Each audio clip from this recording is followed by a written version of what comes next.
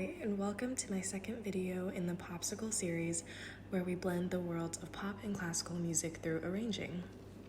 Since we are arranging through different genres throughout the series, and my first video was an arrangement of EDM's song Wake Me Up by Avicii, I decided to go to indie as my next genre. Glass Animals is an English indie rock band, and their song Heat Waves was the song of the summer in 2022. It blew up on TikTok and catapulted the band into mainstream fame, though they have been big on the indie scene for quite some time. So a few things that I wanted to keep in mind while I was arranging this. The first thing is I looked up the BPM of the song, which was 81. And as you can see, 138 is a big difference. I wrote it in double time, which would be 162, but I slowed it down to 138.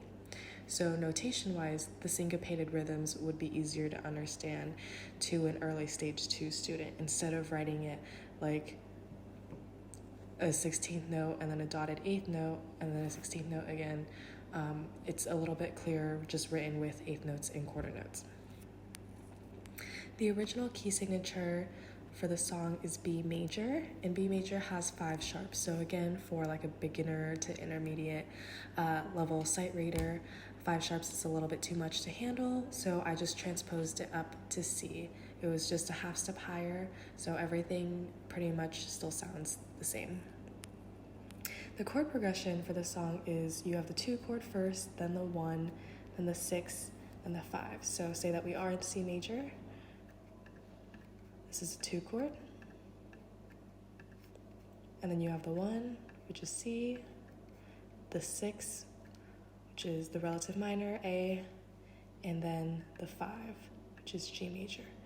And I wanted to have this chord progression throughout the piece in the left hand with this little octave pattern because it's really consistent, and then the student gets used to the chord progression and they can easily hear it.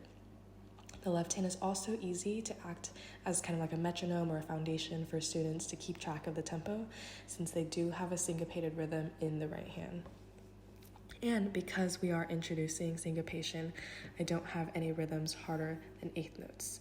So we have rest first, and then the syncopated pattern, which shows up throughout the beginning in the intro. And now I want to talk a little bit about the form. So I only arranged the 4-bar intro, which you can hear the guitar playing right before the vocals come in. That is this little part. And then here the vocals come in, and that part is very evident in the right hand. That's the melody in the right hand. And then over here, I have the first verse, again with the syncopated rhythm in the right hand, but I only did about half of it just to save some time. And then here is kind of like the pre-chorus. Again, I only did half. And then the chorus starts right here and goes on to the end of the piece. I did do the full chorus, but only the first one, because I think the student gets the idea after a few rounds.